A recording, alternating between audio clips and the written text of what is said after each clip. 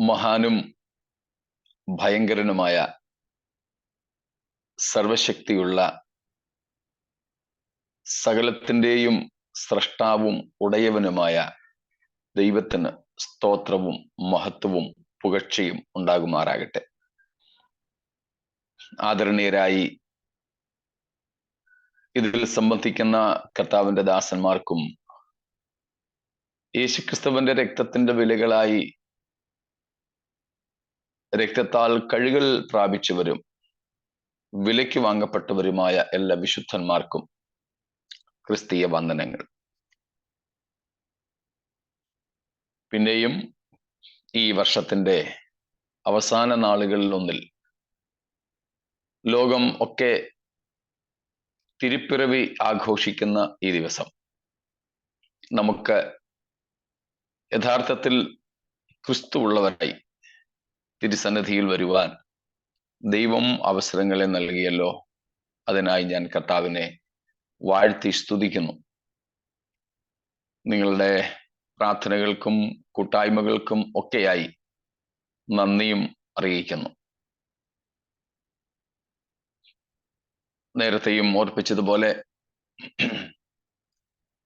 അവസാനത്തെ ചില ദിവസങ്ങൾ നമുക്ക് നമ്മുടെ അതാത് സഭകളിൽ കൂട്ടായ്മകൾ മുടങ്ങാതിരിക്കേണ്ടതിന് വേണ്ടി നമ്മുടെ ക്ലാസ്സുകൾ ഒന്ന് നിർത്തിവെക്കാം എന്നാഗ്രഹിക്കുന്നു. 29-ാം തീയതി മുതൽ 1-ാം തീയതി വരെ കർത്താവ് പിന്നെയും നമ്മെ സഹായിക്കട്ടെ. ഇതുവരെ അധ്യക്ഷത വഹിച്ച കർത്താവിന്റെ ദാസൻ പ്രിയ ബാബു അങ്കിളിനോടും ഉള്ള വിശേഷ നന്ദിയും വന്ദനവും പ്രകാശിപ്പിക്കുന്നു. നമുക്ക് പ്രാർത്ഥനാപൂർവം തിരുവെഴുത്തുകളിലേക്ക് തിരിയാം. സർദീസിലെ സഭയ്ക്ക് വേണ്ടിയുള്ള ക്രിസ്തുവിന്റെ സന്ദേശം. വെളിപ്പാട് പുസ്തകം 3-ാം അധ്യായം 1 മുതൽ 6 വരെയുള്ള വാക്യങ്ങളിൽ നിന്ന് നമ്മൾ കണ്ടുകൊണ്ടിരിക്കുകയാണല്ലോ. അതിൽ കഴിഞ്ഞ ദിവസങ്ങളിലൊക്കെ നമ്മൾ കണ്ടുകൊണ്ടിരുന്നത് എന്ത് വിഷയത്തിലാണ് യേശു ക്രിസ്തു സർദീസ് സഭയെ ശാസിക്കുന്നത്, സർദീസിലെ സഭയോടുള്ള യേശുക്രിസ്തുവിന്റെ പരാതികൾ എന്തെല്ലാമാണ്, ശകാരം ഏതെല്ലാം വിഷയങ്ങളിലാണ് എന്നതായിരുന്നു. നമ്മൾ 3 വിഷയങ്ങൾ അതേപ്പറ്റി കണ്ടു. 1, സഭ ജീവൻ ഉള്ളതെന്ന് പേരുണ്ടായിരുന്നെങ്കിലും മരിച്ചതായിരുന്നു. 2, പ്രവൃത്തികൾ ഉണ്ടായിരുന്നെങ്കിലും ദൈവം മുമ്പാകെ അതൊന്നും പൂർണ്ണതയുള്ളതായിരുന്നില്ല. 3-ാമത്തേതായി നമ്മൾ കണ്ടു, ഉടുപ്പ് മലിനമായ പലരും ആ സഭയിലുണ്ടായിരുന്നു. ഇങ്ങനെയൊക്കെ അപാകതകളോടുകൂടി പലരും പ്രാദേശിക സഭകളിലുണ്ട്. പല പരാജയങ്ങളും വീഴ്ചകളും പാപങ്ങളുമുള്ളവർ സഭയിലുണ്ട്. പ്രാദേശിക സഭകളിൽ നമ്മൾ കണ്ടിട്ടുണ്ട് സഭയുടെ അർത്ഥതലങ്ങൾ. 2 പ്രധാന രീതികളിലാണ് സഭ. 1, പ്രാദേശിക തലത്തിലും 2, ആഗോള തലത്തിലും. Local church and universal church. മറ്റൊരു രീതിയിൽ പറഞ്ഞാൽ visible church and invisible church. ദൃശ്യമായ അവസ്ഥയിൽ ഉള്ള സഭ. ഈ ദൃശ്യമായ സഭയിലാണ് ഇങ്ങനെയുള്ള പോരായ്മകൾ ഉള്ളവരും അംഗങ്ങളായിരിക്കുന്നത്. എന്നാൽ യേശുക്രിസ്തുവിന്റെ അദൃശ്യമായ സഭയിൽ അഥവാ ക്രിസ്തുവിന്റെ കാന്തയായ സഭയിൽ ഇങ്ങനെയൊന്നും ഉള്ള അശുദ്ധികൾ, അരുതായ്മകൾ ഉള്ളവർ അംഗങ്ങളെ അല്ല. അത് തീർച്ചയായിട്ടും മനസ്സിലാക്കണേ. സഭയിൽ പരാജിതരും അശുദ്ധരും പാപമുള്ളവരും ഉണ്ട് എന്ന് പറയുമ്പോൾ ഏതു സഭയിൽ അല്ല അവർ ഉള്ളത്, പകരം ഏത് സഭയിലാണ് എന്ന് മനസ്സിലാക്കണം. ക്രിസ്തുവിന്റെ കാന്തയായ യേശുവിന്റെ ശരീരമായ അദൃശ്യമായ ദൈവസഭയിൽ, ദൈവത്തിന്റെ ആഗോള സഭയിൽ ഈ പറയപ്പെട്ട കറയും ചുളുക്കവും മാലിന്യവും വാട്ടവും ക്ഷയവും ഒക്കെ ഉള്ളവർ ആരും അംഗങ്ങളല്ല. എന്നാൽ ഇങ്ങനെയൊക്കെ ഉള്ളവർ അംഗങ്ങളായിരിക്കുന്നത് നമ്മുടെ പ്രാദേശിക സഭകളിലാണ്, നമ്മുടെ ദൃശ്യസഭകളിലാണ്. നമ്മുടെ പ്രാദേശിക സഭകളിൽ, നമുക്ക് കാണുവാൻ കഴിയുന്ന സഭകളിൽ ഈ വിധത്തിലൊക്കെ ഉള്ളവർ ഉണ്ട് എന്നതൊരു യാഥാർത്ഥ്യമാണ്. അവരോടാണ് കർത്താവ് പറയുന്നത്, ഈ ദൈവത്തിന്റെ സഭ യേശുക്രിസ്തുവിന്റെ സന്നിധിയിലേക്ക് എടുക്കപ്പെടുന്നതിന് മുൻപ് തന്നെ, അല്ലെങ്കിൽ നിങ്ങളുടെ ജീവകാലം അവസാനിക്കും മുൻപ് തന്നെ, അഥവാ നിങ്ങൾ മരിക്കുന്നതിന് മുൻപ് തന്നെ, ഇനിയും മറ്റൊരു ഭാഷയിൽ പറഞ്ഞാൽ നിങ്ങളോടുള്ള ദൈവത്തിന്റെ കരുണയുടെ മനസ്സലിവിന്റെ കാലം തീരുന്നതിന് മുൻപ് തന്നെ നിങ്ങൾ എന്ത് ചെയ്യണം? ദൈവത്തിങ്കലേക്ക് മടങ്ങി വരണം. ഇതാണ് സഭകളോടുള്ള കർത്താവിന്റെ ദൂതിന്റെ സാരം. ഇത് മനസ്സിലാക്കാൻ പ്രയാസമില്ലെന്ന് ഞാൻ കരുതട്ടെ. സ്തോത്രം. അപ്പോൾ ഈ അർത്ഥത്തിൽ വേണം സഭകളെക്കുറിച്ചുള്ള യേശുക്രിസ്തുവിന്റെ പരാതികൾ, ശകാരങ്ങൾ, വിമർശനങ്ങൾ ഉൾക്കൊള്ളുവാൻ. നമ്മുടെയുമൊക്കെ പ്രാദേശിക സഭകളിൽ ഇങ്ങനെ ഉള്ളവരൊക്കെ ഉണ്ട്. അവർ ദൈവത്തിന്റെ സഭയുടെ ഭാഗങ്ങളല്ല. അങ്ങനെയുള്ളവർക്ക് ദൈവസഭയുടെ അംഗങ്ങളായിരിക്കാൻ സാധ്യമല്ല. എന്ന് പറഞ്ഞാൽ ക്രിസ്തുവിന്റെ കാന്തയായ സഭയുടെ, ക്രിസ്തുവിന്റെ ശരീരമായ സഭയുടെ. സ്തോത്രം. എന്നാൽ ഈ ദൃശ്യലോകത്തിൽ ഒരു സംഘടനാ തലത്തിൽ, ഒരു പ്രാദേശിക കൂടിവരവിന്റെ നിലയിൽ പലരും അങ്ങനെയുള്ളവരുണ്ട്. അങ്ങനെയുള്ളവർ മാനസാന്തരപ്പെടുവാൻ, ശുദ്ധീകരണം പ്രാപിക്കുവാൻ, ക്രമീകരണം പ്രാപിക്കുവാൻ ഒക്കെ യേശു കർത്താവ് ഉപദേശിക്കുന്നതാണ് ഈ സഭകളോടുള്ള സന്ദേശങ്ങളിൽ ഉൾപ്പെട്ടിരിക്കുന്നത്. നമ്മൾ അതിനെക്കുറിച്ചാണ് സർദീസിലെ സഭയുമായി ബന്ധപ്പെട്ട 3 പരാതികൾ, പരാജയങ്ങൾ ചിന്തിച്ചു കൊണ്ടിരുന്നത്. ഇതുവരെയുള്ളതിൽ എന്തെങ്കിലും വിശദീകരണം, എന്തെങ്കിലും വിഷയത്തിൽ ആവശ്യമുണ്ടെങ്കിൽ ചോദിച്ചാട്ടെ. ഇല്ല എങ്കിൽ നമ്മൾ അടുത്തത് സർദീസിലെ സഭയ്ക്കുള്ള യേശുക്രിസ്തുവിന്റെ ആലോചന എന്താണ്, ഉപദേശം എന്താണ്, കൽപ്പന എന്താണ് എന്നതിലേക്ക് തിരിയുന്നു.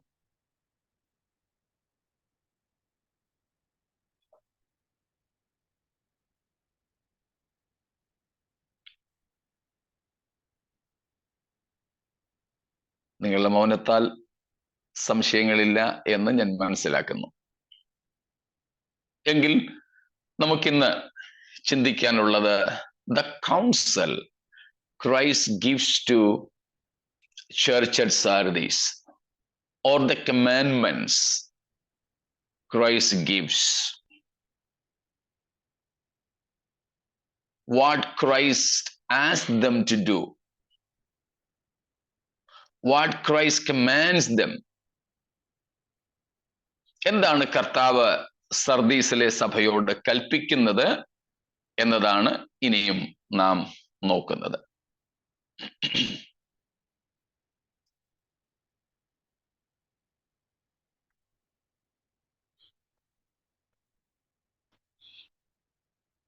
രണ്ടാമത്തെ വാക്യം വായിച്ചാട്ടെ. 2:3. ഉണർന്നുകൊള്ളുക,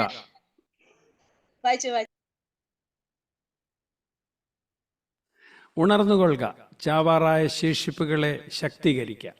ഞാൻ നിന്റെ പ്രവൃത്തി എൻ്റെ ദൈവത്തിൻ്റെ സന്നിധിയിൽ പൂർണ്ണതയുള്ളതായി കണ്ടില്ല. ആകയാൽ നീ പ്രാപിക്കുകയും കേൾക്കുകയും ചെയ്തത് എങ്ങനെയെന്നോർത്ത് അത് കാത്തുകൊള്ളുകയും മാനസാന്തരപ്പെടുകയും ചെയ്യുക. നീ ഉണരാതിരുന്നാൽ ഞാൻ കള്ളനെപ്പോലെ വരും. ഏത് നാഴികയ്ക്ക് നിന്റെ മേൽ വരും എന്ന് നീ അറിയുകയും ഇല്ല. സ്തോത്രം. ആറാമത്തെ വാക്യവും കൂടെ. ആത്മാവ് സഭകളോട് പറയുന്നത് എന്തെന്ന് ചെവിയുള്ളവൻ കേൾക്കട്ടെ. സ്തോത്രം. Thank you. ആറാം വാക്യത്തിൽ വായിച്ചതുൾപ്പെടെ നമുക്ക് 6 കൽപ്പനകൾ അഥവാ ഉപദേശങ്ങളാണ് ഇവിടെ നിന്നും ലഭിക്കുന്നത്. 1, ഉണർന്നുകൊള്ളുക, ബി വാച്ച്ഫുൾ. 2, ചാവാറായ ശേഷിപ്പുകളെ ശക്തീകരിക്കുക, strengthen the things which remain but are ready to die. ചാവാറായ ശേഷിപ്പുകളെ ശക്തീകരിക്കുക. വീണ്ടും 3-ാമത്തെ വാക്യത്തിൽ നാം കാണുന്നു, ഓർക്കുക, റിമെമ്പർ. എന്ത് ഓർക്കാനാ പറയുന്നത്? How you received and heard. നീ പ്രാപിക്കുകയും കേൾക്കുകയും ചെയ്തത് എങ്ങനെ എന്ന് ഓർക്കുക. ഓർക്കുക. 4-ാമത്തെ കാര്യം, ഹോൾ ഫാസ്റ്റ്. അത് കാത്തുകൊള്ളുക. Hold fast or keep the commandments what you already heard and received. Hold on to that. കാത്തുകൊള്ളുക. 5-ാമതായി പറയുന്നു, repent, മാനസാന്തരപ്പെടുക. അതിനോടൊപ്പമാണ് 6-ാം വാക്യത്തിൽ പറഞ്ഞത്, take heed, കേൾക്കുക, ശ്രദ്ധിക്കുക. ഇതിൽ ചില കാര്യങ്ങൾ നമ്മൾ ഇതിനോടകം പഠിച്ചു കഴിഞ്ഞതാണ്. അതുകൊണ്ട് ആ ഭാഗങ്ങൾ നമ്മൾ ആവർത്തിക്കാതെ വിടും. അപ്പോൾ 5 അല്ലെങ്കിൽ 6 കൽപ്പനകൾ ഇവിടെ യേശു സർദീസിലെ സഭയ്ക്ക് നൽകുന്നു. ഒന്നും കൂടെ ആവർത്തിക്കുന്നു. 1, ഉണരുക അല്ലെങ്കിൽ ഉണർന്നുകൊള്ളുക, ബി വാച്ച്ഫുൾ. 2, ചാവാറായ ശേഷിപ്പുകളെ ശക്തീകരിക്കുക, strengthen the things remain but are ready to die. 3, നീ കേൾക്കുകയും പ്രാപിക്കുകയും ചെയ്തത് എങ്ങനെയെന്ന് ഓർക്കുക. Remember how you heard and received. Especially in bracket you can write the message of the gospel. രക്ഷയുടെ സന്ദേശം, സുവിശേഷത്തിന്റെ സന്ദേശം നിങ്ങൾ എങ്ങനെയാണ് കേട്ടത്, നിങ്ങൾ അതിനെ പ്രാപിച്ചത് എങ്ങനെയെന്ന് ഓർക്കുക. 4, hold fast what you heard.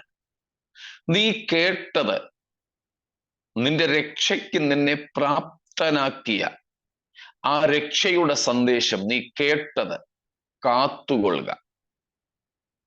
കാത്തുകൊള്ളുക. 5, repent, മാനസാന്തരപ്പെടുക. 6, take heed what the Spirit of God says to the church. സഭകളോട് അല്ലെങ്കിൽ സഭയോട് അല്ലെ നിന്നോട്, സർദീസിലെ സഭയോട് എന്താണ് പരിശുദ്ധാത്മാവ് പറഞ്ഞതെന്ന് വളരെ ശ്രദ്ധാപൂർവം കൈക്കൊള്ളുക. ഈ 6 കാര്യങ്ങളാണ് ക്രിസ്തു സർദീസിലെ സഭയോട് കൽപ്പനയായിട്ട് പറയുന്നത്. താക്കീതായി പറയുന്നത് വേറെയുണ്ട്, വാണിംഗ് വേറെയുണ്ട്. കൽപ്പന, കമാൻഡ്മെന്റ്സ് ആയിട്ട് ഈ 6 കാര്യങ്ങൾ. അതിൽ ഒന്നാമത്തേതാണ് 2-ാം വാക്യത്തിൽ നാം കണ്ടത്, ഉണർന്നുകൊള്ളുക. ഉണർന്നുകൊള്ളുക, ബി വാച്ച്ഫുൾ. വീണ്ടും ഉണരണം എന്ന് തന്നെയാണ് 3-ാം വാക്യത്തിലും പറയുന്നത്. നീ ഉണരാതിരുന്നാൽ എന്ന് പറഞ്ഞാൽ അവിടെയും വീണ്ടും കർത്താവ് ഊന്നി പറയുന്നു, സർദീസ് സഭയെ ഉണരുക. അപ്പോൾ ഇവിടെ സർദീസ് സഭ എന്ന് പറയുന്നത് പ്രാദേശിക സഭയാണെന്നും ദൈവത്തിന്റെ ഇഷ്ടപ്രകാരം ഇതുവരെ എത്തിയിട്ടില്ലാത്ത വ്യക്തികളുടെ കൂട്ടമാണെന്നും നാം മനസ്സിലാക്കുന്നു. ഈ കൽപ്പനകൾ ആർക്കുള്ളതല്ല? ഉടുപ്പ് മലിനമാകാതെ വിശുദ്ധിയിലും നീതീകരണത്തിലും നിലനിൽക്കുന്നവർക്കുള്ളതല്ല. 4-ാമത്തെ വാക്യത്തിൽ നാം കാണുന്നു, എങ്കിലും ഉടുപ്പ് മലിനമാകാത്ത കുറെ പേർ സർദീസിൽ നിനക്കുണ്ട്. അവർ യോഗ്യന്മാരാണ്. അതുകൊണ്ട് അവർ വെള്ള ധരിച്ചും കൊണ്ട് എന്നോട് കൂടെ നടക്കും. അവരുടെ പേര് ഞാൻ ജീവപുസ്തകത്തിൽ നിന്ന് മായ്ച്ചു കളകയില്ല. ഞാൻ അവരുടെ പേര് പിതാവിന്റെ മുമ്പിലും പിതാവിന്റെ സന്നിധിയിലും ദൂതന്മാരുടെ മുൻപിലും ഏറ്റുപറയും. അപ്പോൾ ആ റെമനന്റിനെ കുറിച്ച്, ശേഷിപ്പിനെ കുറിച്ചല്ല ഈ കൽപ്പനകൾ. പ്രാദേശിക സഭയിൽ ഉൾപ്പെട്ടവരും എന്നാൽ ക്രിസ്തുവിന്റെ കാന്തയായ ശരീരമായ ആഗോള സഭയിൽ ഉൾപ്പെടാത്തവരുമായ വ്യക്തികളെ കുറിച്ചാണ് ഈ കൽപ്പനകൾ ഉള്ളത്. മനസ്സിലാക്കാൻ പ്രയാസമില്ലല്ലോ. ഈ കൽപ്പനകൾ ഉടുപ്പ് മലിനമാകാത്ത ശേഷിപ്പിനെ കുറിച്ചല്ല, അല്ലെങ്കിൽ ശേഷിപ്പുള്ളവരോടല്ല, യോഗ്യന്മാരായവരോടല്ല, വെള്ളയുടുപ്പ് ധരിച്ച് കർത്താവിനോട് കൂടെ നടക്കുവാൻ അർഹരായവരോടല്ല, ജീവന്റെ പുസ്തകത്തിൽ പേരുകൾ നിലനിൽക്കുന്നവരോടല്ല. യേശുക്രിസ്തു പിതൃസന്നിധിയിൽ പേരുകൾ ഏറ്റുപറയുന്ന വിശുദ്ധന്മാരോടല്ല ഈ കൽപ്പനകൾ. സ്തോത്രം.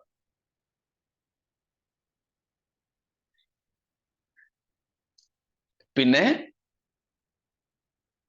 പ്രാദേശിക സഭയിലെ അംഗങ്ങളാണ്, പക്ഷേ കർത്താവിന്റെ വരവിൽ എടുക്കപ്പെടുകയില്ല. അങ്ങനെയുള്ള വ്യക്തികൾക്കുള്ള കൽപ്പനകളാണ് ഇവയല്ല.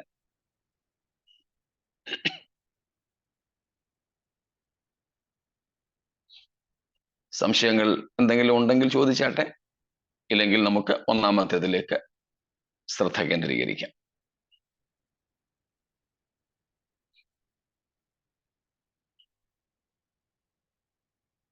ശരി, ഒന്നാമത്തെ ഭാഗം 2-ാം വാക്യത്തിൽ കാണുന്നു, ഉണർന്നുകൊള്ളുക, ബി വാച്ച്ഫുൾ. ഉണർന്നുകൊള്ളുക.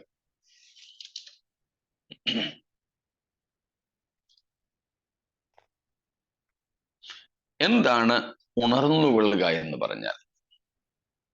ഒരുപക്ഷെ പുതിയ നിയമത്തിൽ ആവർത്തിക്കപ്പെടുന്ന ഇതുപോലെ മറ്റൊരു കൽപ്പന ഇല്ലെന്ന് പറയാം. പുതിയ നിയമത്തിൽ ആവർത്തിച്ച് പറയപ്പെടുന്ന മറ്റൊരു കൽപ്പന ഇല്ലെന്ന് തന്നെ പറയാം. അത്രയ്ക്ക് പുതിയ നിയമത്തിൽ സുവിശേഷ ഗ്രന്ഥങ്ങളിലും ലേഖനങ്ങളിലും വെളിപ്പാട് പുസ്തകത്തിലും ആവർത്തിച്ച് സഭയ്ക്ക് നൽകപ്പെടുന്ന കൽപ്പനയാണ് ഉണർന്നുകൊള്ളുക, ഉണർന്നുകൊള്ളുക എന്നുള്ളത്. സ്തോത്രം. Sometimes there is no other commandment in the New Testament that is repeatedly given to the church. And that repeated commandment is this: be watchful, be watchful.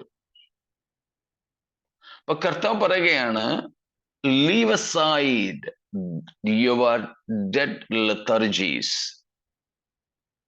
നിങ്ങളുടെ ആത്മീയ ജീവനില്ലാത്ത, ഒരുപക്ഷെ നിങ്ങൾ ഒരു കർമ്മം എന്നതുപോലെ, മതകർമ്മം എന്നതുപോലെ ആവർത്തിച്ചു കൊണ്ടിരിക്കുന്ന നിർജീവമായ ക്രിയകളെ വിട്ടുകളയുക. എന്നിട്ട് നിങ്ങൾ ജീവൻ പ്രാപിക്കുക എന്നാണ് കർത്താവ് ഇവിടെ അർത്ഥമാക്കുന്നത്. അപ്പോൾ നിങ്ങൾക്ക് ജീവനുള്ളവനെന്ന് പേരുണ്ടെങ്കിലും മരിച്ചവനാകുന്നു എന്ന് പറഞ്ഞിട്ടാണ് ഉണരുക എന്ന് പറഞ്ഞിരിക്കുന്നത്. അപ്പോൾ ഇവിടുത്തെ ഉണരുക എന്നതിൻ്റെ അർത്ഥം not just a revival but rather a resurrection to life. വെറും ഒരു ഉണർവായിട്ട് നാം ഇതിനെ കാണരുത്. പകരം നേരത്തെയും നമ്മൾ ചിന്തിച്ചതുപോലെ ഉയർത്തെഴുന്നേൽപ്പായി വേണം മനസ്സിലാക്കുവാൻ. കാരണം അവസ്ഥ എന്താണ്? മരിച്ച അവസ്ഥ. മരിച്ച അവസ്ഥയിൽ നിന്നും ഉണരുക എന്ന് പറഞ്ഞാൽ അതൊരു ഉയർത്തെഴുന്നേൽപ്പാണ്, ജീവനിലേക്കുള്ള മടങ്ങിവരവാണ്. അബോധാവസ്ഥയിൽ നിന്ന്, കോമായിൽ നിന്ന്, ഗാഠനിദ്രയിൽ നിന്ന്, മരണതുല്യമായ ഉറക്കത്തിൽ നിന്ന് എഴുന്നേറ്റു വരിക എന്നാണ് അർത്ഥം. സ്തോത്രം. അതാണ് കർത്താവ് ഇവിടെ ആവശ്യപ്പെടുന്നത്. ഇവിടെ കാണുന്ന ഉണരുക എന്ന വെർബ്, എന്ന ക്രിയ ഗ്രിഗോറിയോ എന്ന ഒരു പദമാണ്. ഗ്രീക്കിലെ ഗ്രിഗോറിയോ എന്നൊരു പദം. ഗ്രിഗോറിയോസ് ഒക്കെ നമുക്കറിയാമല്ലോ. അപ്പോൾ ഗ്രിഗോറിയോ എന്ന ഒരു ക്രിയയാണ് ഇവിടെ ഉണരുക എന്നതിന് വേണ്ടി ഉപയോഗിക്കപ്പെട്ടിരിക്കുന്നത്. അർത്ഥം ടു വാച്ച്. ग्रीगोरियो, GRE, लॉन्ग ई है, GR long E, गोरियो GOREO, O is also long O, ഗ്രീഗോറിയോ. ഒറ്റ വാക്കാണ്. ഗ്രീഗോറിയോ means to watch. To watch. Okay, money. To watch. That means keeping awake. E Gregorio means to watch. To watch means to keep awake. Keeping awake. To keep awake. Matthew 24:43, Mathai 24:43 വാക്യം പരിചയമുള്ളതാണെങ്കിലും മറ്റൊരു ശബ്ദവും കൂടെ ഇടയ്ക്ക് കേൾക്കാമല്ലോ. ഒന്ന് വായിച്ചോളൂ. കള്ളൻ വരുന്ന യാമം ഇന്നതെന്ന് വീട്ടുടയവൻ അറിഞ്ഞുവെങ്കിൽ അവൻ ഉണർന്നിരിക്കുകയും തൻ്റെ വീട് തുരക്കുവാൻ സമ്മതിക്കാതിരിക്കുകയും ചെയ്യും എന്ന് അറിയുന്നുവല്ലോ. കള്ളൻ ഇന്ന സമയത്ത് വരുമെന്നറിഞ്ഞാൽ ആ സമയത്ത് ഉണർന്നിരിക്കും വീട്ടുടയവൻ. Will keep അവൈക്ക്. 26:38, 26:38.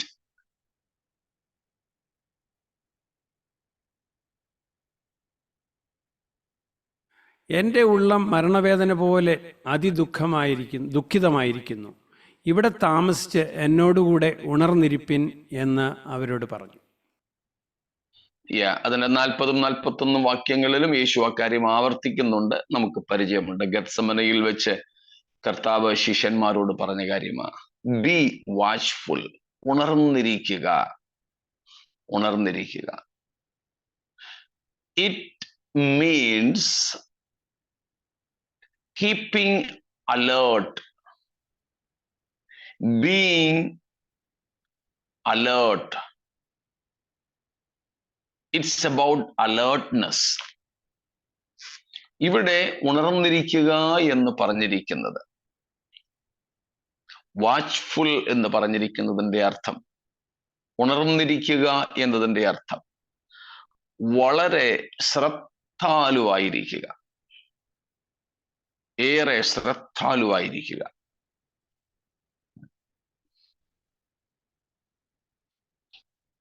നമുക്കൊക്കെ അറിയാം, പോലീസും പട്ടാളവും ഒക്കെ കാവലിന് നിർത്തപ്പെടാറുണ്ട്. നമ്മുടെയൊക്കെ പലയിടങ്ങളിലെയും പോലീസ് കാവലിന് നിൽക്കുകയാണേലും അവരെവിടെങ്കിലും ഒരിടത്തിരുന്ന് മൊബൈലും ഒക്കെ എടുത്ത് വെച്ച് ഇങ്ങനെ നോക്കിക്കൊണ്ടിരിക്കും. അതിലെ ആൾക്കാർ ഇങ്ങനെ വരിക പോവുകയൊക്കെ ചെയ്യും, ശ്രദ്ധിക്കാറ് പോലും ഇല്ല. അവർ ഉറങ്ങുന്നില്ല, ഉറങ്ങാതിരിക്കുകയാണ്, പക്ഷേ അശ്രദ്ധരാണ്. അവർ അലേർട്ട് അല്ല, ശ്രദ്ധാലുക്കളല്ല. അപ്പോൾ ഇവിടെ ബി വാച്ച്ഫുൾ എന്ന് പറയുന്നതിന് എന്താണ് അർത്ഥം? കീപ്പിംഗ് ഒരർത്ഥമാണ്, കീപ്പിംഗ് അവൈക്ക്, ഉണർന്നിരിക്കുക. ദാറ്റ് ഈസ് അബൌട്ട് സ്ലീപ്ലെസ്നെസ്, ഉറങ്ങാതിരിക്കുക എന്നാണ്. വെറും ഉറങ്ങാതിരുന്നാൽ മാത്രം, വെറുതെ ഉണർന്നിരുന്നാൽ മാത്രം എന്താകുന്നില്ല? ഈ വാച്ച്ഫുൾനെസ് ആകുന്നില്ല. പിന്നെന്തു വേണം? അതീവ ജാഗ്രതയോടെ ഇരിക്കണം, അതീവ ശ്രദ്ധയോടെ ഇരിക്കണം, അതീവ ശ്രദ്ധയോടെ, വളരെ സൂക്ഷ്മതയോടെ. ഒരു ചെറിയ അനക്കമെങ്കിലും കേട്ടാൽ, ഒരു ചെറിയ ചലനമെങ്കിലും ഉണ്ടായാൽ തിരിച്ചറിയത്തക്ക അത്രയ്ക്കും ശ്രദ്ധിച്ച്, അത്രയ്ക്കും ജാഗ്രതയോടെ ഇരിക്കുന്ന അവസ്ഥയാണ്. അത്രയ്ക്കും ജാഗ്രതയോടെ.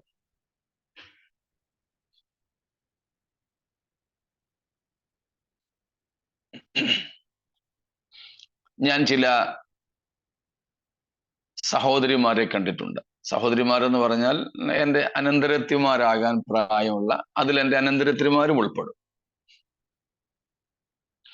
കല്യാണമൊക്കെ കഴിക്കുന്നതിന് മുമ്പ് ഉറങ്ങിയാൽ ഒരു ബോധവുമില്ല,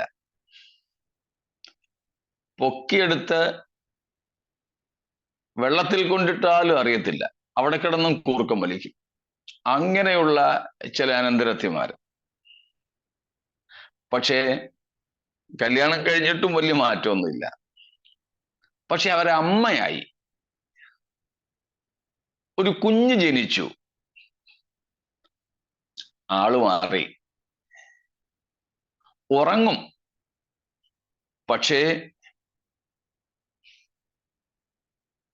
കുഞ്ഞൊന്ന് അനങ്ങിയാൽ, കരയത്തില്ല, ഒന്ന് തിരിഞ്ഞു കിടക്കാനോ വല്ലോ ഒന്ന് അനങ്ങിയാൽ അപ്പോൾ എഴുന്നേറ്റ് നോക്കും. കുഞ്ഞൊരു ശകലം ശബ്ദമുണ്ടാക്കിയാൽ അപ്പോഴേ എഴുന്നേൽക്കും.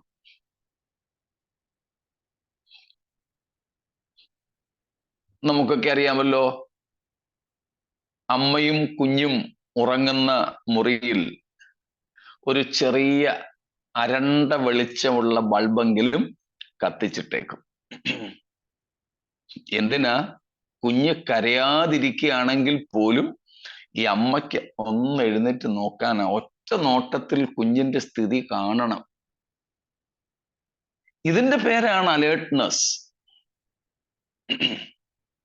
ഞങ്ങളുടെ അനന്തരത്തിമാര് ചെല്ലോടൊക്കെ ചോദിച്ചിട്ടുണ്ട്, ആഹാ ഇപ്പം ഉറക്കബോധമൊക്കെ ഉണ്ടല്ലോടി മോളെ നിനക്ക്. നേരത്തെ ഒരു പിടുത്തവും ഇല്ല. ഞാന് രാജസ്ഥാനിൽ ഒരു ഗ്രാമത്തിൽ താമസിച്ചിട്ടുണ്ട്. ഞാനൊക്കെ അവിടെ ചെല്ലുന്നതിന് മുൻപ് ചമ്പൽ കൊള്ളക്കാരുടെ കാലം സജീവമായിരുന്ന സമയം, ഉത്തരേന്ത്യയിലേക്ക് വീടുകൾ എന്ന് പറയുന്നത് വീട് കഴിഞ്ഞ് റൂഫ് ഇടാത്ത എന്നാൽ ഭിത്തി കെട്ടി പൊക്കിയ വാതിലുള്ള ഒരു തുറന്ന സ്ഥലമുള്ള വീടുകളാണ് എല്ലാ വീടുകളും. മുറികളുണ്ട്. ആ മുറികൾ കൂടാതെ മുകളിൽ റൂഫ് ഒന്നും ഇടാതെ തുറന്നു കിടക്കുന്ന സ്ഥലം. ചിലരൊക്കെ ആണെങ്കിൽ അവിടെ നെറ്റ്, നല്ല ഇരുമ്പിന്റെ നല്ല നെറ്റൊക്കെ ഇട്ടേക്കും, ആരും അതിലെ ഇറങ്ങാതിരിക്കാൻ. ഇല്ലെങ്കിൽ എല്ലാ വീടുകളിലും അവിടെ തുറന്നു കിടക്കുകയായിരിക്കും, വാതിലുണ്ടാവും. തണുപ്പ് സമയത്ത് അവർക്ക് എരുമയാണ് കൂടുതൽ.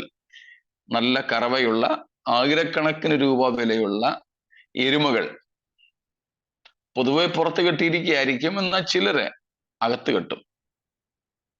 പ്രത്യേകിച്ച് ഈ ചമ്പൽ കൊള്ളക്കാർ അവിടെ സജീവമായിരുന്ന കാലം. അതുകൊണ്ട് ഏറെ എരുമകൾ ഉണ്ടായിരുന്ന ഒരു മനുഷ്യൻ. ഇവരെല്ലാവരും തന്നെ അങ്ങനെയാണ്. അവര് ഈ എരുമകളെ ഈ അകത്ത് കെട്ടിയിട്ട് ഈ വാതിൽ പൂട്ടിയേക്കും.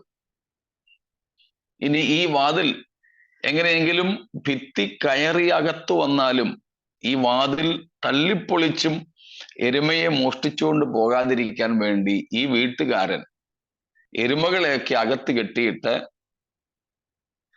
ഈ വാതില് പൂട്ടി താക്കോല് തലയണക്കീഴിൽ വെച്ച് ഈ വാതിലിനോട് ചേർത്ത് കട്ടിൽ മുട്ടിച്ചിട്ട് ആ കട്ടിലിൽ കിടന്നുറങ്ങായിരുന്നു.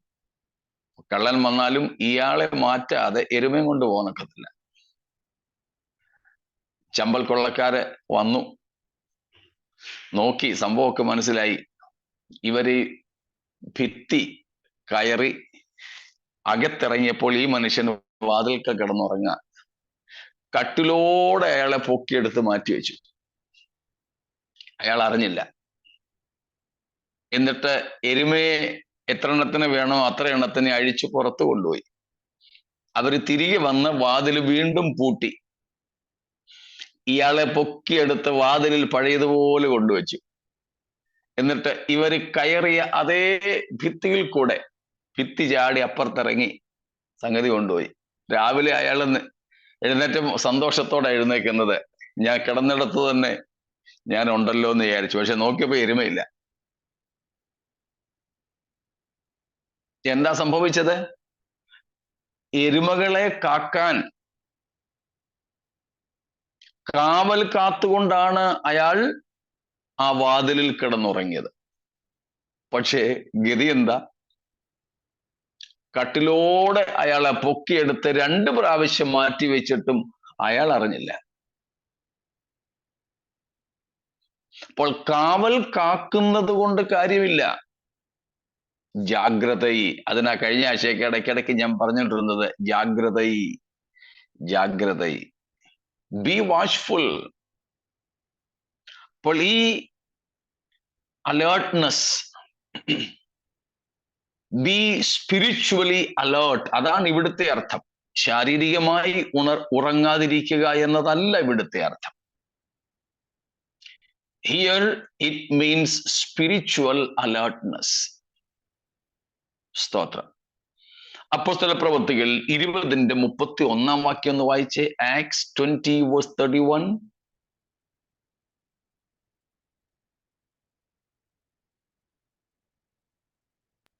Therefore be alert, remembering that for 3 years I did not cease night or day to admonish everyone with tears. എഫേസോസിലെ മൂപ്പന്മാരോട് പൗലോസ് ഫെയർവെൽ അഡ്രസ്സിൽ പറയുകയാണ്. പൗലോസിന്റെ അവസാന യാത്രയയപ്പ എഫേഷ്യൻ എൽഡേഴ്സിൽ നിന്ന്, എഫേസോസിലെ സഭയുടെ മൂപ്പന്മാരിൽ നിന്ന് പൗലോസ് യാത്ര പറഞ്ഞു പോവുകയാണ്. അവസാനമായി he is now heading to his martyrdom. പൗലോസ് തൻ്റെ രക്തസാക്ഷിത്വത്തിന്റെ ദിവസങ്ങളിലേക്ക് പോവുകയാ. ഇനിയും തിരികെ വരില്ല എഫെസോസിലേക്ക്. എഫെസോസുകാരെ ഇനി കാണുകയില്ല. അപ്പോൾ പൗലോസ് വേദനയോടെ മൂപ്പന്മാരോട് പറഞ്ഞതാണ്, ബി അലേർട്ട്. സ്തോത്രം. സൂക്ഷിച്ചുകൊള്ളുക. ഞാൻ 3 വർഷം കണ്ണുനീരോടെ നിങ്ങളുടെ ഇടയിൽ ശുശ്രൂഷിച്ചത്, നിങ്ങളെ ഉപദേശിച്ചത്, നിങ്ങൾക്ക് മുന്നറിയിപ്പുകൾ നൽകിയത്, ഇതെല്ലാം നിങ്ങൾ ഓർത്തുകൊള്ളുക, സൂക്ഷിച്ചുകൊള്ളുക. പറഞ്ഞതിന്റെ സാരം, ആടുകളെ ആദരിക്കാത്ത കള്ളയിടയന്മാരും ചെന്നായ്ക്കളും നിങ്ങളുടെ ഇടയിൽ നിന്നും എഴുന്നേൽക്കും. സ്തോത്രം. false shepherds and even wolf-like people will arise from among you who would not consider the sheep of God.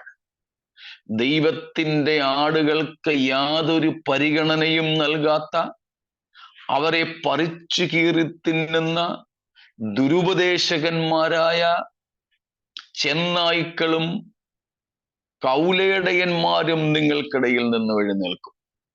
സൂക്ഷിച്ചുകൊള്ളുക.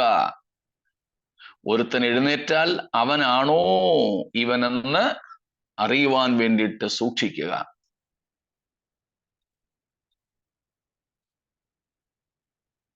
ഇന്നത്തെ ന്യൂസ് പേപ്പറിൽ ഞാൻ വായിച്ചു, ഇന്ത്യക്കാരടക്കമുള്ള ഏതാണ്ട് 300 ചില്ലുവാനും യാത്രക്കാരുമായി പുറപ്പെട്ട ഒരു ഫ്ലൈറ്റ് ഫ്രാൻസിൽ പിടിച്ചിട്ടു. ഹ്യൂമൻ ട്രാഫിക്കിംഗ്, മനുഷ്യക്കടത്തുകാരാണെന്ന് എവിടുന്നോ ഒരു സൂചന കിട്ടിയതിന്റെ അടിസ്ഥാനത്തിലാണ് ഫ്ലൈറ്റ് അവിടെ തടഞ്ഞിട്ടത്. ഫ്യൂവൽ നിറയ്ക്കാൻ വേണ്ടി ഇറങ്ങിയതാ. വളരെ ജാഗ്രതയോടെ, സൂക്ഷ്മതയോടെ. നമുക്ക് ചിലപ്പോഴൊക്കെ കാണാൻ പറ്റുമല്ലോ, പ്രത്യേകിച്ച് ഇന്ത്യൻ റോഡുകളിൽ പലയിടങ്ങളിലും പോലീസ് ബാരിക്കേഡുകൾ തീർക്കാറുണ്ട്. ഒരു പ്രത്യേക സ്ഥലത്ത് അവർ ബാരിക്കേഡ് വെച്ചേക്കുന്നിടത്ത് വന്നാൽ ചിലപ്പോൾ ഒരു 10-20 കിലോമീറ്ററിന്റെ വേഗതയിൽ മാത്രമേ വാഹനം ഓടിക്കാൻ പറ്റൂ. അതും ഇങ്ങനെ വളഞ്ഞു പുളഞ്ഞ് അവർ ബാരിക്കേഡിൽ വെച്ചിരിക്കും. അങ്ങനെ പോകുമ്പോൾ അവർ ഓരോ വാഹനത്തെയും, അതിന്റെ നമ്പർ, അതിന്റെ നിറം, അതിൽ യാത്ര ചെയ്യുന്നവർ, ഇവരെയൊക്കെ പോലീസുകാർ സൂക്ഷിച്ചു നോക്കും, ശ്രദ്ധിക്കും. സംശയമുള്ളവരെ തടഞ്ഞു നിർത്തും, പരിശോധിക്കും. കുഴപ്പക്കാരല്ല, അവര് തിരയുന്നവരല്ല എന്ന് ഉറപ്പുവരുത്തിയിട്ടേ വിടൂ. ഇതുപോലെ പൗലോസ് പറയുന്നു, എഫെസോസിലെ മൂപ്പന്മാരെ സൂക്ഷിച്ചുകൊള്ളുക, ബി അലേർട്ട്. ഇതെല്ലാം പറയുന്നത് സ്പിരിച്വൽ അലേർട്ട്നെസ്സിനെ കുറിച്ചാണ്. വേറെയും ചില വാക്യങ്ങളുണ്ട്, ഞാൻ ഒന്ന് പറഞ്ഞങ്ങ് പോയേക്കാം, എല്ലാം വായിക്കേണ്ട ആവശ്യമില്ലല്ലോ. 1 Corinthians 16:13, 1 കൊരിന്ത്യർ 16:13, Colossians 4:2, കൊലോസ് ലേഖനം 4:2. 1 Thessalonians 5:6-10. 1 തെസലോനിക്കർ 5:6-10 വാക്യങ്ങൾ. 1 Peter 5:8. 1 പത്രോസ് 5:8. Revelation 3:2-3. ഇപ്പോൾ നമ്മൾ നോക്കിക്കൊണ്ടിരിക്കുന്ന ഭാഗം. വെളിപ്പാട് 3:2-3 വാക്യങ്ങൾ. Also 16:15. വെളിപ്പാട് പുസ്തകം തന്നെ 16-ാം അധ്യായത്തിന്റെ 15-ാമത്തെ വാക്യം. ഇവിടങ്ങളിലെല്ലാം ഈ ആത്മീയ ജാഗ്രതയെക്കുറിച്ചാണ് പറയുന്നത്. ആത്മീയ ഉണർവ് അഥവാ ജാഗ്രതയെക്കുറിച്ചാണ് പറയുന്നത്. 16:15 ഒന്ന് വായിച്ചോളൂ. 16:15 റെവലേഷൻ.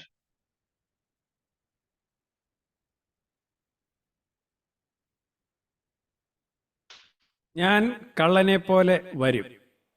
തന്റെ ലജ്ജ കാണുമാർ നഗ്നനായി നടക്കാതിരിപ്പാൻ തന്റെ ഉടുപ്പ് സൂക്ഷിച്ചും ജാഗരിച്ചും കൊള്ളുന്നവൻ ഭാഗ്യവാൻ.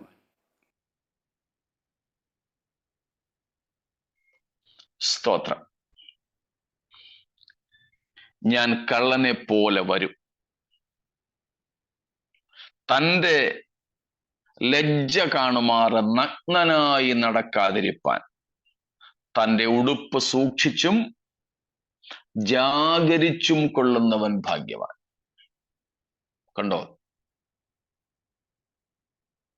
ഇവിടെയും ജാഗ്രത, ജാഗരിക്കുക, ഉണർന്ന് സൂക്ഷിച്ചിരിക്കുക. അപ്പോൾ ഇതാണ് കർത്താവ് സർദീസിലെ സഭയോട് പറയുന്നത്. നീ ഉണരുക. ആ ഉണരുക എന്നതിൻ്റെ സർദീസുകാരോട് പറയുമ്പോൾ അതിൻ്റെ അർത്ഥം മരിച്ചു കിടക്കുന്നിടത്ത് നിന്നും മൃതാവസ്ഥയിൽ നിന്നും ജീവനിലേക്ക് വരിക എന്ന. മറ്റൊരർത്ഥം പൊതുവായിട്ടുള്ളത് ജാഗരിക്കുക, സൂക്ഷ്മതയോടെ ശ്രദ്ധാലുക്കൾ ആയിരിക്കുക. സ്തോത്രം. ശ്രദ്ധാലുക്കളായിരിക്കുക.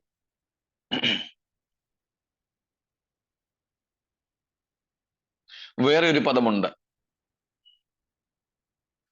ഇതുപോലെ തന്നെ ഉള്ള മറ്റൊരു പദം. അതാണ് അഗ്രൂപ്നിയോ എന്ന പദം. AGRU ഒറ്റ വാക്കാണ്. AGRU PNEO. അവിടുത്തെ ഓയും ലോങ് ഓയാണ്. AGRU PNEO അഗ്രൂപ്നിയോ. ഇതിന്റെ അർത്ഥം രണ്ട് പദങ്ങളുടെ സംയോജനമാണ്. അഗ്രുയോ എന്ന പദവും ഹ്യൂപ്നോസ് എന്ന പദവും. അതിന്റെ അർത്ഥം ടു ചേസ് പ്ലസ് സ്ലീപ്പ്. ഈ അഗ്രൂപ്നിയോ എന്ന പദത്തെ നമുക്ക് സ്പ്ലിറ്റ് ചെയ്ത് പിരിച്ചെഴുതിയാൽ അഗ്രിയോ മീൻസ് ടു ചേസ്, പിന്തുടരുക. ഹ്യൂപ്നോസ് സ്ലീപ്പ്. ഇതാണ് അർത്ഥം. എന്ന് പറഞ്ഞാൽ not mere wakefulness but watchfulness. It is not about mere wakefulness. മുമ്പേ പറഞ്ഞതുപോലെ ഉറങ്ങാതിരിക്കുക മാത്രമല്ല ഇതിന്റെ അർത്ഥം. ബട്ട് വാച്ച്ഫുൾനെസ്, ജാഗ്രതയായിരിക്കുക. സ്തോത്രം. Absolutely concentrating on a particular thing. മുമ്പേ ഞാൻ പറഞ്ഞല്ലോ, ചിലപ്പോൾ പോലീസ് ബാരിക്കേഡുകൾ തീർത്ത് വാഹന പരിശോധന നടത്താറുണ്ടെന്ന്. അവർക്ക് സൂചന ലഭിച്ചിട്ടുണ്ട് മറ്റെവിടെയോ നിന്ന്, ഇന്ന നിറത്തിലുള്ള ഒരു വണ്ടി, അല്ലെങ്കിൽ ഇന്ന രജിസ്ട്രേഷൻ ഉള്ള ഒരു വണ്ടി ഇന്നതുപോലെ വരുന്നുണ്ട്. അവർ ബാരിക്കേഡുകൾ തീർത്ത് സൂക്ഷിച്ചിരിക്കുന്നത് ആ നിറത്തിലുള്ള, ആ രജിസ്ട്രേഷൻ നമ്പറുള്ള വണ്ടിയായ. മുഴുവൻ വാഹനങ്ങളെയും അവർ നോക്കിക്കൊണ്ടിരിക്കും. ഇല്ലെങ്കിൽ അവർ പറയും ഓടിക്കുന്നയാൾ ഇന്നതുപോലെയുള്ളയാളാ. അപ്പോൾ അവർക്ക് ലഭിച്ച സൂചനയ്ക്കനുസരിച്ച് അതിലേക്ക് തന്നെ അവർ ശ്രദ്ധ കൊടുക്കും, അതിലേക്ക് തന്നെ. അതാണ് ഈ അഗ്രൂപ്നിയോ, ഈ വാച്ച്ഫുൾനെസിന്റെ അർത്ഥം.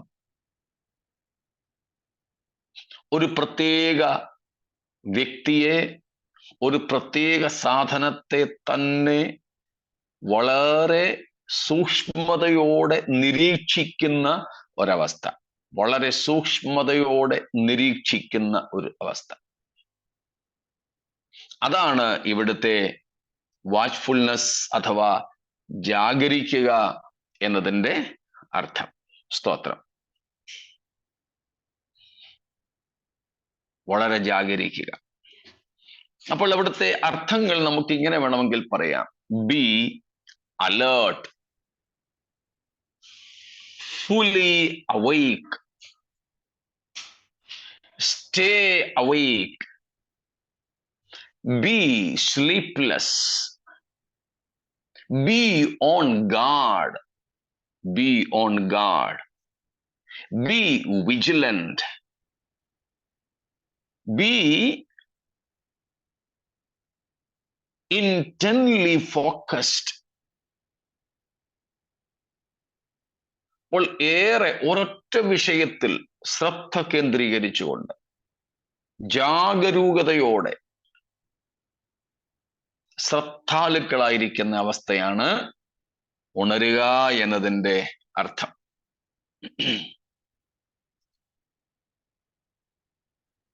അപ്പോൾ സർദീസിലെ സഭയോട് പറയുന്നത് ഇതിനപ്പുറത്തേക്കാണ്.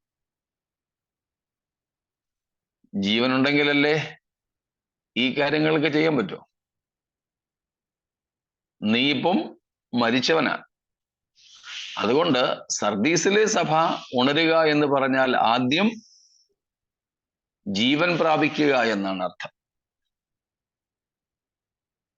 എങ്ങനെയാണ് ജീവൻ പ്രാപിക്കുന്നത്? സ്തോത്രം. ബൈ റെക്കൺസൈൽ, ചാവാറായ ശേഷിപ്പുകളെ ശക്തീകരിച്ചുകൊണ്ട്. അതിനെന്ത് വേണം? നീ എങ്ങനെ കേട്ടു, നീ എങ്ങനെ കൈക്കൊണ്ടു എന്ന് ഓർത്തുകൊള്ളുക. അതായത് നീ പണ്ട് മരിച്ചു കിടന്നവനായിരുന്നല്ലോ. സർദീസിലെ സഭയോട് പറയുക, നീ പണ്ട് മരിച്ചു കിടന്നവനായിരുന്നല്ലോ. അന്ന് നീ എങ്ങനെയാ ജീവൻ പ്രാപിച്ചത്? സുവിശേഷത്തിന്റെ കേൾവിയാൽ, സുവിശേഷത്തിന്റെ സന്ദേശത്താൽ. ആ സുവിശേഷ സന്ദേശം കേട്ട് നീ എന്ത് പ്രാപിച്ചു? ദൈവത്തോട് സമാധാനം അല്ലെങ്കിൽ നിരപ്പ് പ്രാപിച്ചു. ദൈവത്തോട് നിരന്നപ്പോൾ നിന്റെ ആത്മീയ മൃതാവസ്ഥ മാറി, നീ ജീവൻ പ്രാപിച്ചു. എന്നാൽ ഇന്ന് നീ വീണ്ടും എന്ത് ചെയ്തിരിക്കുക? നീ ഏതവസ്ഥയിൽ എത്തിയിരിക്കുകയാണ്? പഴയതുപോലത്തെ മൃതാവസ്ഥയിലേക്ക് വന്നിരിക്കുക. അതുകൊണ്ട് നിനക്ക് എന്തു വേണം? ജീവൻ പ്രാപിക്കണം. ഇനിയും എങ്ങനെ നിനക്ക് ജീവൻ പ്രാപിക്കാൻ പറ്റൂ?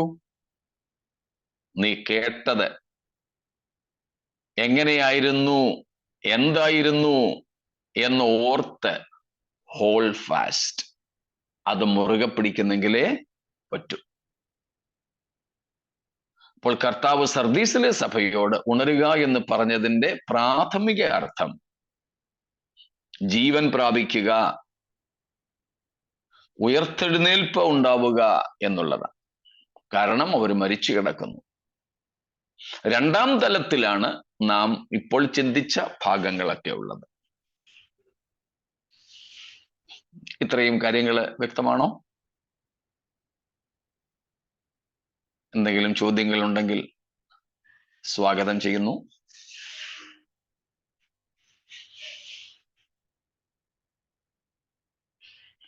സ്തോത്രം.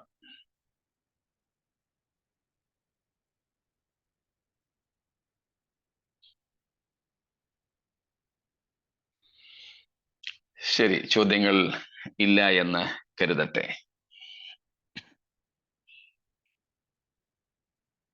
ഞാൻ ഒരിക്കൽ കൂടെ വില്യം ബാർക്ലേ ഒന്ന് കോട്ട് ചെയ്യുന്നു. അദ്ദേഹം പറയുന്നു, this watchfulness should be the constant attitude of the Christian's life. ഒരു ക്രിസ്ത്യാനിയുടെ ജീവിതത്തിന്റെ പരമപ്രധാനമായ ഒരവസ്ഥയാണ്, നിരന്തരമായ ഒരു നിലപാടായിരിക്കണം ഈ ജാഗ്രത എന്നുള്ളത്. സ്തോത്രം. റോമലേഖനം 13:11 വാക്യം, 13:11 of Romans.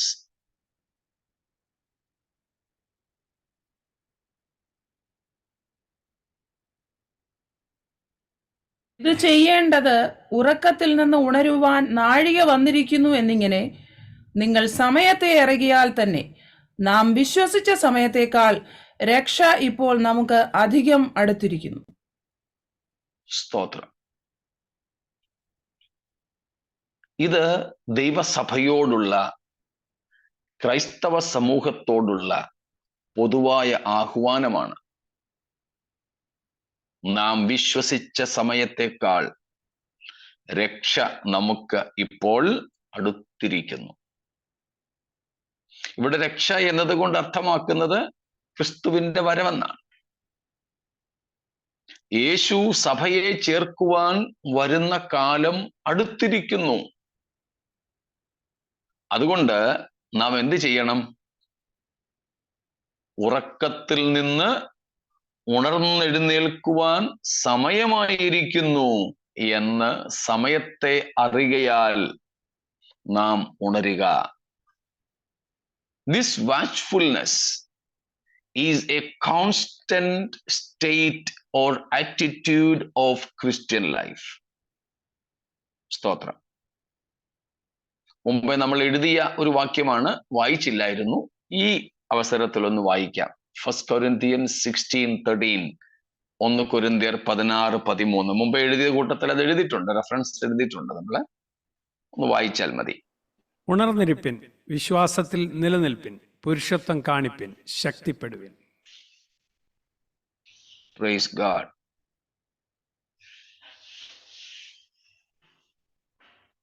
പൗലോസ് സഭയ്ക്ക് കൊടുക്കുന്ന, സാധാരണ ക്രിസ്തീയ ജീവിതത്തിൽ ആയിരിക്കുന്നവർക്ക് കൊടുക്കുന്ന ഒരു അഡ്മോണീഷൻ, ഒരു പ്രബോധനമാണ്. Be watchful, stand firm in your faith. സ്തോത്രം. എന്തൊക്കെയാ പറയുന്നത്? ഉണർന്നിരിപ്പീൻ, സ്തോത്രം, പുരുഷത്വം കാണിപ്പീൻ, വിശ്വാസത്തിൽ നിലനിൽപ്പീൻ, സ്തോത്രം, ശക്തിപ്പെടുവീൻ. അപ്പോൾ ഇവിടെ ക്രിസ്തീയ ജീവിതത്തിന്റെ ഒരു പൊതു തത്വമാണിത്. ഉണർന്നിരിക്കുക. ഉണർന്നിരിക്കുകയാണെങ്കിൽ നമുക്ക് എന്തെങ്കിലുമൊക്കെ ചെയ്യാനുമുള്ള ശക്തി ഉണ്ടാവും.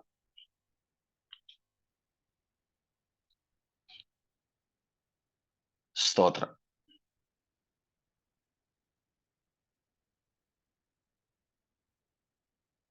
ഞാൻ ചിലപ്പം മക്കളോട് രാവിലെ എഴുന്നേറ്റ് വരുന്ന വരവന് എന്തെങ്കിലും ഒന്ന് എടുത്തോണ്ട് വരാനോ ഒന്ന് ചെയ്യാനോ വല്ലതും പറഞ്ഞാൽ ചിലപ്പോ പറയും, അപ്പൊ ഇപ്പൊ ശക്തിയില്ല, ഇച്ചിരി കഴിയട്ടെ, ഇപ്പൊ എഴുന്നേറ്റതേ ഉള്ളൂ, അതുകൊണ്ട് ഒന്നും ചെയ്യാൻ ശരീരം അങ്ങോട്ട് കരുത്തുറ്റതായില്ല.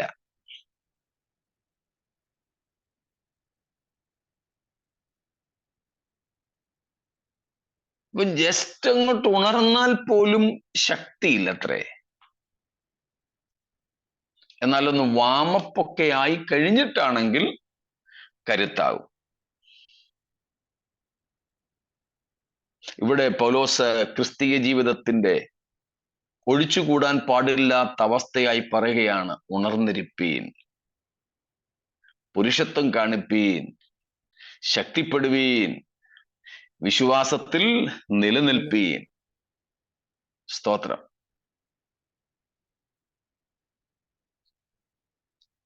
ഞാൻ ഒരിടത്ത് വായിച്ച കാര്യം ഓർക്കുന്നു.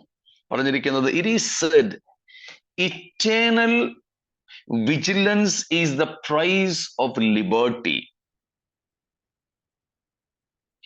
Eternal watchfulness is the price of salvation.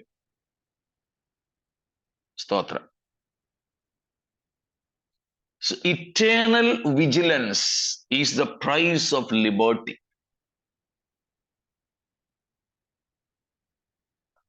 അനന്തമായ ജാഗ്രത സ്വാതന്ത്ര്യത്തിന്റെ വിലയാണ്. നമ്മൾ സർദീസ് പട്ടണത്തെ പറ്റി പഠിച്ചപ്പോൾ ഞാൻ ഓർപ്പിച്ചായിരുന്നല്ലോ, അക്കാലത്തെ വളരെ പ്രശസ്തമായ ധനാഢ്യമായ ഒരു പട്ടണമായിരുന്നു സാർദീസ്. പക്ഷേ പേർഷ്യൻ സൈന്യം അവരുടെ ബലഹീനമായ ചില മേഖലകൾ കണ്ടെത്തി.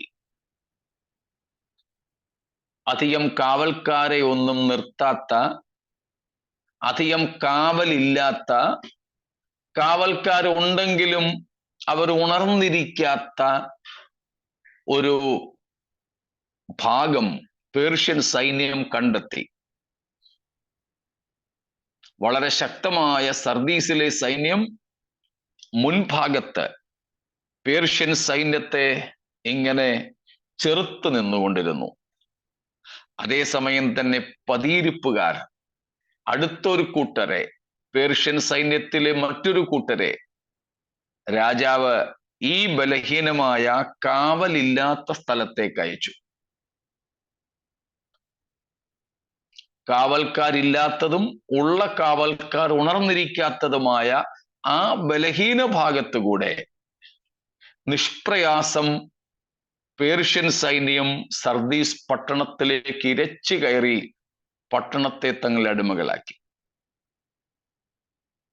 ഈ ചരിത്ര പശ്ചാത്തലം വെച്ചുകൊണ്ട് യേശു ഇവിടെ പറയുകയാണ്, സർദീസിലെ സഭയെ, നിങ്ങൾ സർദീസിലെ പട്ടണത്തിലെ കാവൽക്കാരെ പോലെ ചില ഭാഗങ്ങൾ കാവലില്ലാതെ,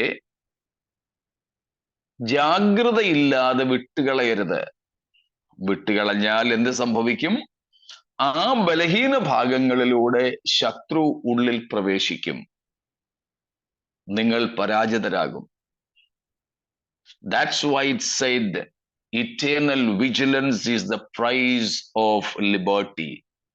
നമുക്ക് സ്വാതന്ത്ര്യം വേണമോ, സ്വതന്ത്രരായി നിലനിൽക്കണമോ, ശത്രുവിന്റെ അടിമത്വത്തിൽ പോകാതിരിക്കണമോ, നാം ഇറ്റേണൽ വിജിലൻസ്, നാം സൂക്ഷ്മതയുള്ളവരായിരിക്കണം.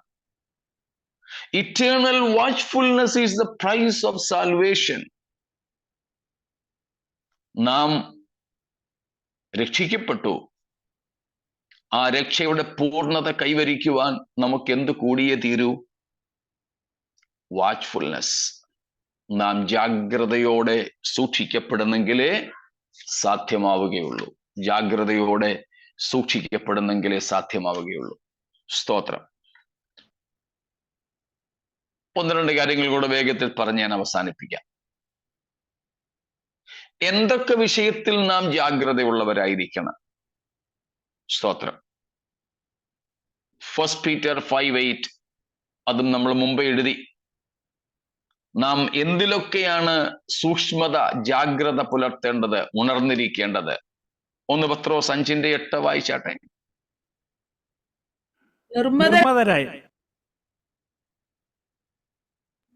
നിർമ്മതരായിരിപ്പിൻ, ഉണർന്നിരിപ്പിൻ.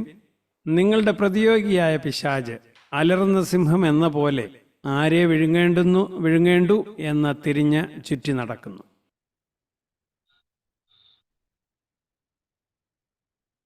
ശത്രുവിനെതിരെ, പിശാചിന്റെ തന്ത്രങ്ങൾക്കെതിരെ നാം ജാഗ്രതയുള്ളവരായിരിക്കണം.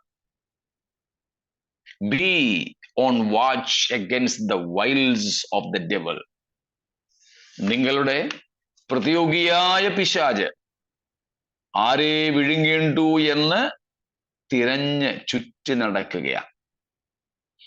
അവനെതിരെ നിങ്ങൾ ഉണർന്നിരിപ്പീൻ. Be watchful against the wiles of the devil. He is on search of God's people just to destroy them as a roaring lion. അലറുന്ന സിംഹം പോലെ ആരെ വിഴുങ്ങേണ്ടു, പറിച്ചു കീറേണ്ടു എന്ന് സാത്താൻ തിരഞ്ഞു നടക്കുകയാണ്. എന്നാൽ ദൈവമക്കളെ, നാം സാത്താന്റെ അങ്ങനെയുള്ള തന്ത്രങ്ങൾക്കെതിരെ ജാഗ്രതയോടെ, ഉണർവോടെ ആയിരിക്കുക. അടുത്തത് മത്തായി 26:41 വാക്യത്തിൽ നമ്മൾ വായിക്കുന്നു. മാത്യു 26:41. അവിടെ നമ്മൾ കാണുന്നത് മുമ്പേ നമ്മൾ വായിച്ചതാണ്. അതിന്റെ 38, 40, 41 ആ ഭാഗങ്ങൾ നമ്മൾ കണ്ടതാണ്. Against upcoming temptations of the devil. നമ്മുടെ ജീവിതത്തിൽ വരുവാൻ പോകുന്ന പരീക്ഷകളെ വിജയിപ്പാൻ, സ്തോത്രം, നാം ജാഗ്രതയുള്ളവരായിരിക്കണം. സ്തോത്രം. പരീക്ഷകൾക്കെതിരെ, അഗൈൻസ്റ്റ് ടെംപ്റ്റേഷൻസ്.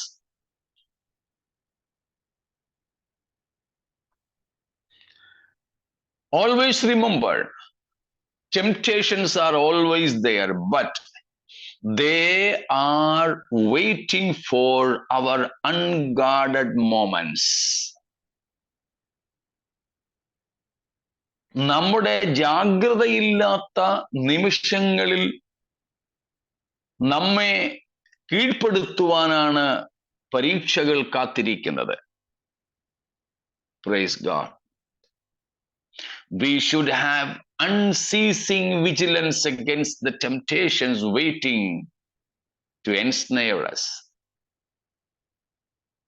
നമ്മെ കുടുക്കാൻ വേണ്ടി കാത്തിരിക്കുന്ന സാത്താന്റെ പ്രലോഭനങ്ങൾക്കെതിരെ, പരീക്ഷകൾക്കെതിരെ നമുക്കൊരിക്കലും നിർത്താത്ത, തീർന്നു പോകാത്ത ജാഗ്രത അത്യാവശ്യമാണ്.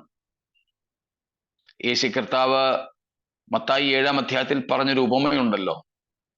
വിതയ്ക്കുന്നവന്റെ 2 ഉപമകൾ പറഞ്ഞിട്ടുണ്ട്. അതിൽ 2ാമത്തെ ഉപമ, ഒരു മനുഷ്യൻ തൻ്റെ നിലത്ത് നല്ല വിത്ത് വിതച്ച ഉപമയാണ്. വളരെ ജാഗ്രതയോടെ നിലമൊരുക്കി അയാൾ വിത്ത് വിതച്ചു. പക്ഷേ വിത്ത് വിതച്ചു കഴിഞ്ഞിട്ട് ജോലിക്കാരൊക്കെ ഒന്ന് വിശ്രമിച്ചു. ആ വിശ്രമിച്ച സമയം നോക്കി ദുഷ്ടൻ കൊണ്ടുവന്ന് കള വിതച്ചു. സ്തോത്രം. നാം സൂക്ഷിക്കുക. ഒരല്പമെങ്കിലും ജാഗ്രത വിട്ടുപോയാൽ ദുഷ്ടൻ എന്ത് ചെയ്യും? കള വിതയ്ക്കും. അവന്റെ പ്രലോഭനങ്ങളും പരീക്ഷകളും നമ്മുടെ ജീവിതത്തിലേക്ക് മതിൽക്കെട്ടില്ലാത്ത ഇടത്തുകൂടെ ഇരച്ചു കയറും.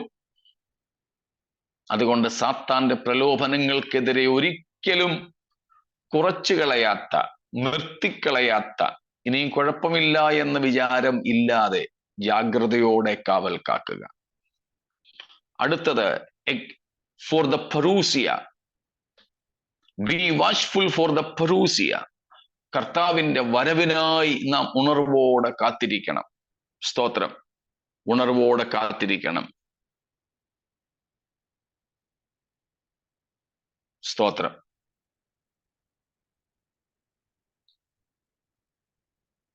ഒത്തിരി വാക്യങ്ങൾ അതിനു വേണ്ടിയുണ്ട്, വായിക്കുന്നില്ല, സമയം നമ്മുടെ അത് തീർന്നു, എനിക്ക് പോകേണ്ടതായിട്ടുമുണ്ട്. സ്തോത്രം. Mathai 24:42-43, Mathew 24:42 and 43, mark 13:37, Markose 13:37, 1 Thessalonians 5:6, 1 തെസലോനിക്കർ 5:6.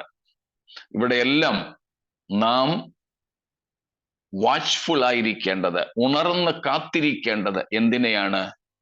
നമ്മുടെ കർത്താവിന്റെ വരവിനെയാണ്. സെയിന്റ് അഗസ്റ്റിൻ പറഞ്ഞൊരു കാര്യം ഇങ്ങനെയാണ്: the last day, that means the day of the Lord is A secret. കർത്താവിന്റെ വരവിന്റെ ദിവസം ഒരു രഹസ്യ ദിവസമാണ്. That every day may be watched. അതുകൊണ്ട് ഓരോ ദിവസവും നാം സൂക്ഷ്മതയോടെ ഉണർന്നിരിക്കണം. ഇന്നാണോ ആ ദിവസം, ഇതാണോ ആ ദിവസം എന്ന് അറിയാൻ വേണ്ടി നാം കാത്തിരിക്കണം. സ്തോത്രം. മറ്റൊന്ന് നാം ഉണർന്നിരിക്കേണ്ടത് അഗൻസ്റ്റ് ഹെററ്റിക്കൽ ടീച്ചിങ്സ്, ദുരുപദേശങ്ങൾക്കെതിരെ നാം ജാഗ്രതയുള്ളവരായിരിക്കണം. We should be watchful against false teachings. മുമ്പേ നമ്മൾ വായിച്ചായിരുന്നു Acts 20:29-31. എഫെസോസിലെ മൂപ്പന്മാരോട് പൗലോസ് പറഞ്ഞ കാര്യം. അപ്പോസ്തല പ്രവർത്തികൾ 20:29 മുതൽ 31 വരെ. മറ്റൊന്ന് അവസാനമായിട്ട് പറഞ്ഞു നിർത്തുന്നു: be watch out for souls entrusted to us, especially ഉപദേശിമാരോടുള്ള സന്ദേശ. ഉപദേശിമാർക്ക് മാത്രമല്ല, രക്ഷിക്കപ്പെട്ട ഓരോ സഭാംഗത്തിനും ഉള്ളതാണ്. സ്തോത്രം. എബ്രായർ 13:17, സ്തോത്രം. ഹീബ്രൂസ് 13:17, സ്തോത്രം. ദൈവം നമ്മെ ഏൽപ്പിച്ച ആത്മാക്കൾക്ക് വേണ്ടി ജാഗരിക്കുക.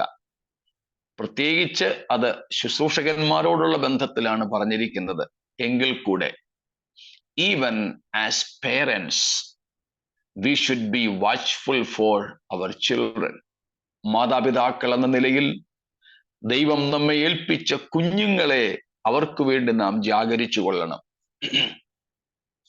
ഭർത്താവ് ഭാര്യയ്ക്ക് വേണ്ടി ജാഗരിക്കണം. വെറും ഒരു കുടുംബജീവിതം നയിക്കാനല്ല ദൈവം നമ്മെ ഒരുമിച്ച് ചേർത്തത്. എൻ്റെ ജീവിതം എൻ്റെ ഭാര്യയുടെ ആത്മീയ ജീവിതത്തെ കെട്ടിപ്പടുക്കുന്നതാകണം. നിങ്ങൾ ഭാര്യ നിങ്ങളുടെ ജീവിതത്തിന്റെ സർവമാന അവസ്ഥകളിലൂടെ നിങ്ങളുടെ ഭർത്താവിനെ നേടുന്ന ജീവിതമായിരിക്കണം നിങ്ങളുടെ. അപ്പോൾ നമുക്ക് പരസ്പരം എന്ത് ചെയ്യാനുണ്ട്? ജാഗരിക്കാനുണ്ട്, ഒരാൾ മറ്റൊരാൾക്ക് വേണ്ടി. പ്രത്യേകിച്ച് തങ്ങളുടെ പ്രാദേശിക സഭയിലും. ഇപ്പോഴൊക്കെയാണെങ്കിൽ ഈ വെർച്വൽ മീഡിയയിലൂടെ നമ്മൾ തന്നെ ഏതെല്ലാം ഭൂഖണ്ഡങ്ങളിൽ ഇരിക്കുന്നവർ ഒരുമിച്ച് ചേർന്നിരിക്കുന്നു. നമുക്ക് പരസ്പരം ജാഗരിക്കണം, ഒരാൾ മറ്റൊരാൾക്ക് വേണ്ടി. കുടുംബത്തിനകത്ത്, സഭയ്ക്കകത്ത് നാം ജാഗരിക്കുന്നവരായിരിക്കണം. സ്തോത്രം. സർദീസിലെ പട്ടണക്കാർ ഉഴപ്പന്മാരായിരുന്നത് കൊണ്ട് അവരുടെ പട്ടണം പിടിക്കപ്പെട്ടു. അതുപോലെ സഭ ആകരുത്, നാം അങ്ങനെയുള്ളവർ ആകരുതെന്ന് കർത്താവ് ആഗ്രഹിക്കുന്നു. അതുകൊണ്ട് നമ്മോടേവരോടുമുള്ള നമ്മുടെ കർത്താവിൻ്റെ കൽപ്പനയായി നമുക്കിത് സ്വീകരിക്കാം. എന്തേ? B watchful. നമ്മുടെ കർത്താവിൻ്റെ വരവ് അടുത്തിരിക്കയാൽ നമുക്കും ജാഗ്രതയോടെ ഒരുങ്ങാം, ഉണർന്നിരിക്കാം. ഏത് നിമിഷം നമ്മുടെ കർത്താവ് വന്നാലും നാം കൈവിടപ്പെട്ടു പോകാതിരിക്കുവാൻ ഒരുക്കത്തോടെ ആയിരിക്കാം. കർത്താവിന്റെ വരവിനായി നമ്മെ ഈ വചനങ്ങൾ നിമിത്തവും ദൈവം ഒരുക്കട്ടെ എന്ന് പ്രാർത്ഥിച്ച് ഇന്ന് ഇവിടെ നിർത്തട്ടെ. എല്ലാവർക്കും വന്ദനം.